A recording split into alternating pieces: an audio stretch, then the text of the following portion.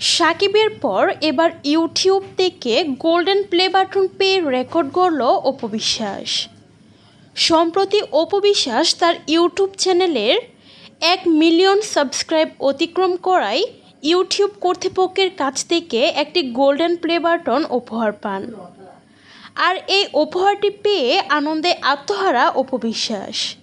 শুধু তাই নয়, বেশ ঘটা করেই সেলিব্রেশন করতে দেখা যায় এই নায়িকাকে। তবে এও জানা যায়, অপু বিশ্বাসের আগে শাকিব খানও এই গোল্ডেন প্লে বাটনটি পেয়েছিলেন।